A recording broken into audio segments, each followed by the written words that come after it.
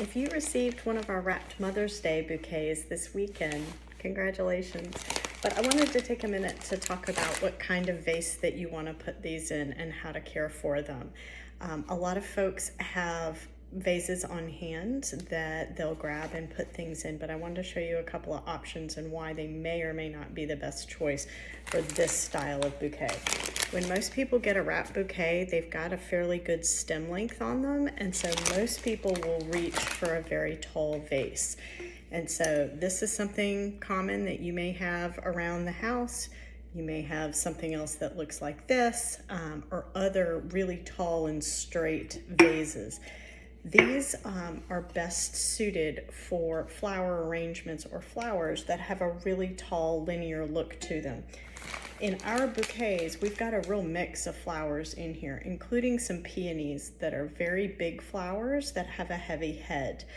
They don't work particularly well in this style of vase. Your arrangement is going to end up feeling really pinched, or it is going to fall open if you've got a bigger container, and it's just not going to look very full.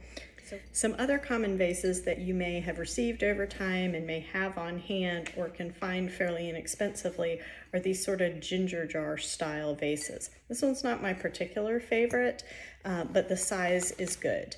This one is one of my personal favorites. It's actually a pitcher that we picked up at a craft shop up in the North Carolina mountains.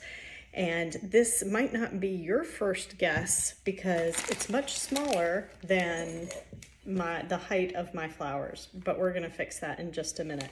But choosing your vase makes a big difference on what the arrangement ends up looking like. And a good rule of thumb is that your vase should be about half or a third of the size of your arrangement. So remember, if you have this really tall one, you're expecting to have a super tall and very upright linear type of arrangement. And that's not the way these bouquets, because of the types of flowers that are in them, that's not the way they're made. I wanted to show you one other pitfall to avoid, and that is a vase with a really wide mouth. This is the vase that we're actually using for our vase arrangements this year. But if you got a wrapped bouquet, you may or may not have the volume of flowers that it takes to fill something. And when you use a vase that has a really wide mouth on it and you don't have a large number of flowers, it can make your bouquet or your end arrangement feel really open and floppy, and it doesn't highlight the flowers. One of my other favorite containers to use for arrangements is this huge pitcher. It's kind of the larger cousin of my smaller one.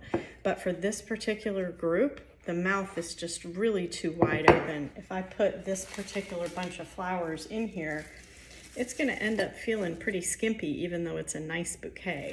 So this isn't the best choice for this particular group of flowers. I'll save this for another time, or a larger bouquet. One last thing to consider with your container choice is whether you want it to be transparent or whether you want it to be opaque.